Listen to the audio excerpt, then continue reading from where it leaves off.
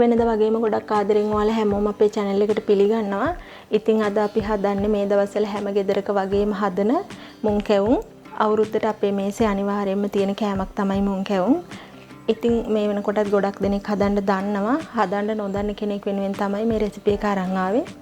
එහෙනම් අපි වීඩියෝ එකට ගිහින් බලමු කොහොමද හදාගන්නේ කියලා. මුං 8 ග්‍රෑම් 250ක් අරගෙන තියෙනවා. හොඳට හොදලා වේලන තමයි අරන් තියෙන්නේ. ඊට පස්සේ තෙත හාල් පිටි ග්‍රෑම් 100ක් අරගෙන තියෙනවා. ඒ වගේම සීනි ග්‍රෑම් 200ක් අරන් තියෙනවා. ඔයාලට සීනි වෙනුවට පොල් පැණි උනත් පාවිච්චි කරන්න පුළුවනි. ඒ වගේම එනසාලට දෙක තුනකුත් අරගෙන තියෙනවා. මේක පොඩ්ඩක් රස වැඩි කරගන්න මම එනසාලට ටිකක් එකතු කරගන්නවා. මුලින්ම අපි මුං 8 ටික බැදගෙන ඉන්න ඕනේ. මුං 8 ටික බැදගමු.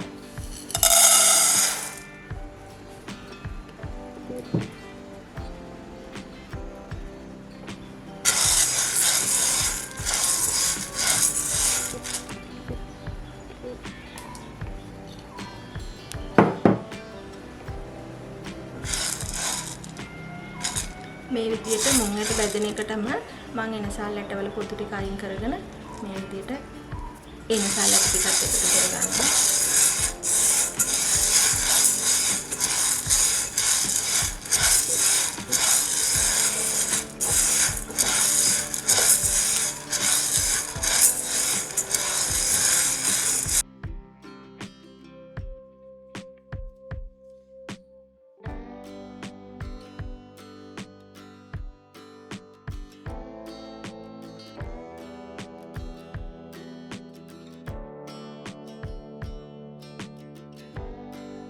මෙන්න මේ විදියට මුං 8 ටික බැද ගන්න ඕනේ. සුවඳකුත් එනවා. ඒ වගේම පාටත් වෙනස් වෙලා තියෙන්නේ.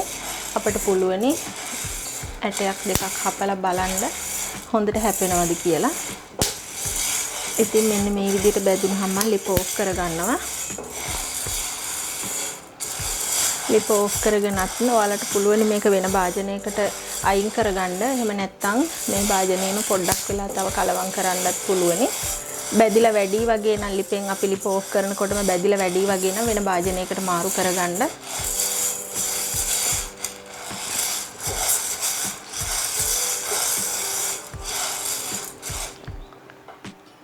මම මේ විදිහට භාජනයක් ලිපේ තියලා ඒකට සීනි මේස හැන්දක් විතර එකතු කරගන්නවා.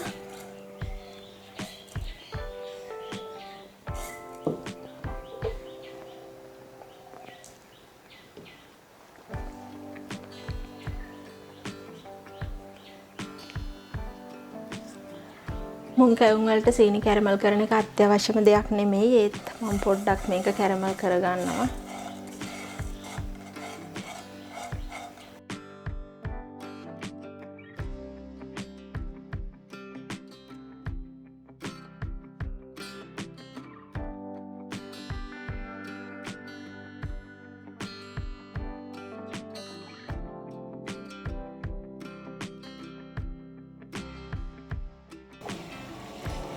මෙන්න මේ විදිහට කැරමල් වුණාට පස්සේ ලිප අඩු කරගෙන මම වතුර ටිකක් එකතු කරගන්නවා. වතුර මිලිලීටර 50ක් විතර තමයි එකතු කරගත්තේ. ඊට පස්සේ අපේ සීනි ටිකත් මේකට එකතු කරගන්නවා.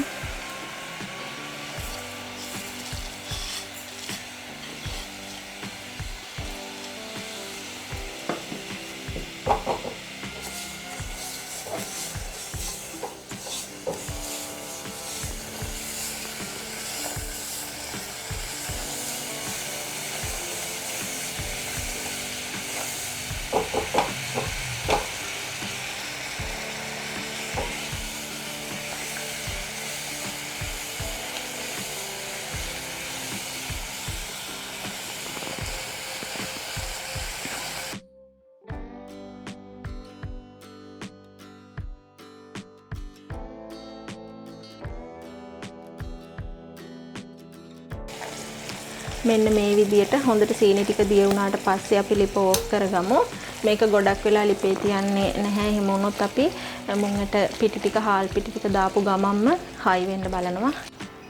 අපි මේක වැඩි පදමට බාගත්තොත් වෙන්නේ ඒ කියන්නේ සීනි ගොඩක් වෙලා ලිපේ තියලා කර වුණොත් වෙන්නේ අපි මුං පිටි ටික හාල් පිටි ටික දාගත්ත ගමන්ම ගල් වෙන්න බලනවා. ඒ නිසා අඩු පදමින් තමයි බා ගන්න ඕනේ. මෙන්න මේ විදිහට මේක නිවෙන්න තියලා අපි මුං ඇට ටික කොටා ගනිමු. මෙන්න මේ විදිහට තමයි මම මුං ඇට ටික කොටා ගත්තේ. ගොඩක්ම පිටි වෙන්න නෙමෙයි කොටලා තියෙන්නේ. තරමක කෑලි හිටින විදිහට තමයි මම කොටා ගත්තේ. ඔයාලට කැමති විදිහකට කරගන්න පුළුවනි. කෑලි හැපෙනවට අකමැති නම් පිටි වෙන්න කොටා ගන්නත් පුළුවනි. එහෙනම් දැන් අපි අපේ බැටර් එක හදාගන්නේ කොහොමද කියලා බලමු. මෙතෙන්ට අරගෙන තියෙන්නේ තෙත හාල් පිටි ග්‍රෑම් 100ක්. ඒ වගේම උකු පොල් කිරි. ඒකේ ප්‍රමාණයක් කියන්න බෑ. උවමනා ප්‍රමාණයට එනකන් අපි දාගන්න ඕනේ.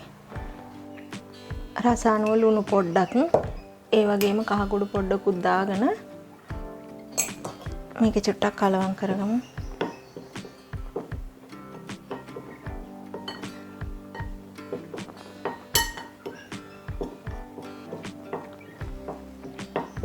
පොල් කිරියකිනුත් පොඩ දාලා තමයි කලවම් කරන්න ඕනේ. එකපාර ගොඩක් දාන්න යන්නේ නැතුව.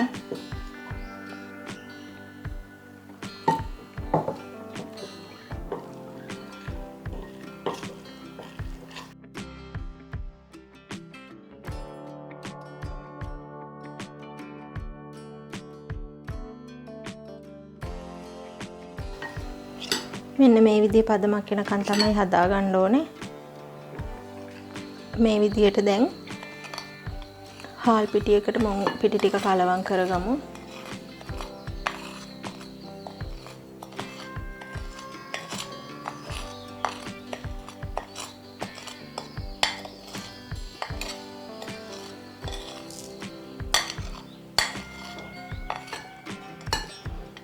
අපි මෙතනදී මුං ඇට ග්‍රෑම් 250ක් තමයි ගත්තේ. ඒකට තෙත හාල් පිටි ග්‍රෑම් 100ක් තමයි අරගෙන තියෙන්නේ. මෙතනදී මුං ඇට හා සමාන ප්‍රමාණයක්ම හාල් පිටි ගත්තොත් මුං ඇටවල රස වැඩි එන්නේ නැහැ. ඒ නිසා තමයි මුං ඇටවලට වඩා අඩුවෙන් හාල් පිටි එකතු කරගත්තේ.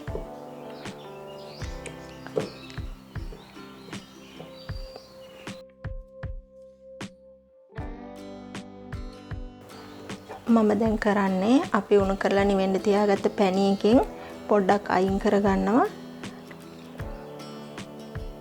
භාගයක් විතර අයින් කරගත්තා. ඊට පස්සේ මේ ඉතුරු කරගත්ත පැණි කොටසට මම හාල් පිටි මුං පිටි ටික එකතු කරගන්නවා.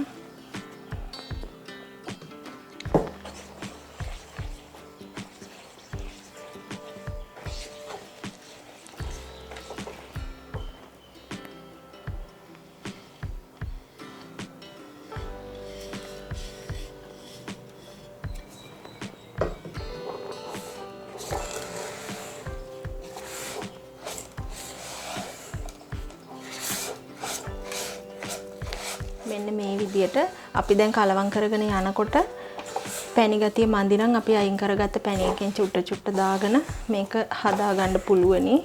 ඒ වගේම හදිසියේ හරි පැණි වැඩි වුණොත් අපි මුං ඇට පිටි වැඩියෙන් අරන් තියෙන නිසා හාල් පිටි චුට්ටක් එකතු කරගත්තට ප්‍රශ්නයක් නැහැ. ඔන්න දැන් මේ වගේ පදමක් තියෙන්නේ. මට කෑලි කපා ගන්න මේ ගානේදී පුළුවන්. මම දැන් මේක තුනී කරගන්න තමයි හදන්නේ. අනිත් කාරණාව තමයි දැන් අලුතෙන්ම හදන නොදන්න කෙනෙක් ඉන්නවා නම් එයාලට පුළුවනි මේ විදිහට කලවම් කරනකොට බටර් චුට්ටක් එකතු කරගන්න. එහෙම වුණාම ඉක්මනින් ගල් වෙන්නෙත් නැහැ. සීනි පොඩ්ඩක් උණු වෙලා වැඩි වුණා කියලා එකපාරම ගල් ගහිලා යන්නේ නැහැ. අපිට තුනී කරගන්නකම් වෙලාව තියෙනවා. ඔන්න මම දැන් මේක තුනී කරගන්න හදන්නේ.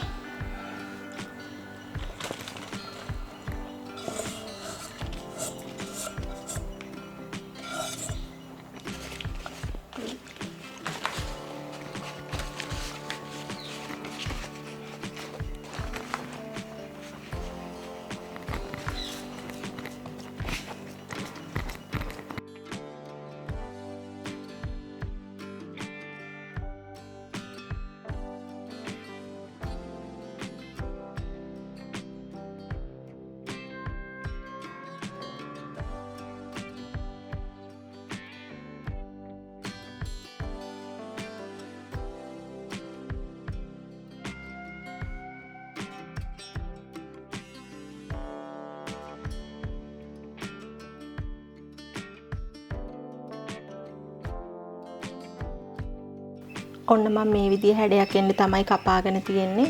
ඔයාලට මේක රවුම් හැඩයට කපා ගන්නත් පුළුවනි. ඒ වගේම මේව කපා ගන්න අච්චු ගන්නත් තියෙනවා වෙළඳපොලේ. ඒ විදිහට අච්චුවකින් කපා ගන්නත් පුළුවනි. අනිත් කාරණේ තමයි මම මේක කෙසෙල් කොලයක තුනී කරගත්ත නිසා මට යටට පිටි දාන්න ඕන උනේ නැහැ. හැබැයි මේක කටින් බෝඩ් එකක එහෙම නැත්නම් ට්‍රේ එකක වගේ දෙයක තුනී කරගන්නවා නම් ඔයාලා යටට පිටි ටිකක් එකතු කරන්න.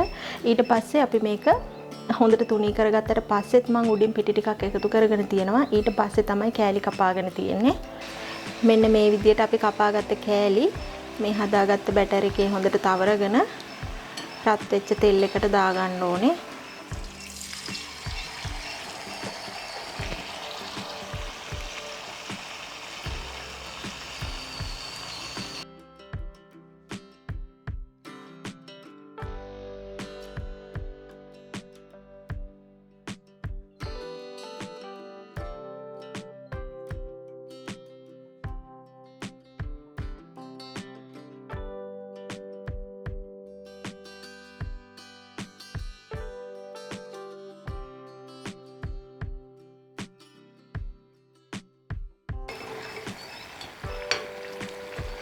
මේ විදිහට දෙපැත්තම හොඳට ඇදුනට පස්සේ බා ගන්න ඕනේ.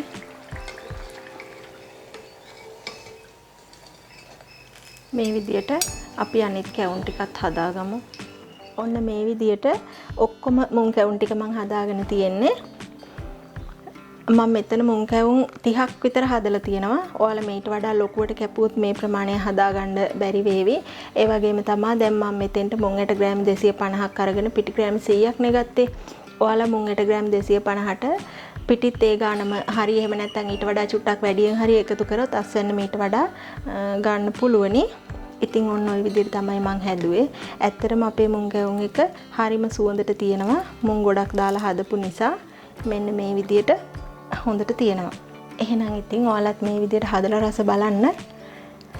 එහෙනම් ආයෙත් මේ වගේම තවත් වීඩියෝ එකකින් හම්බෙමු.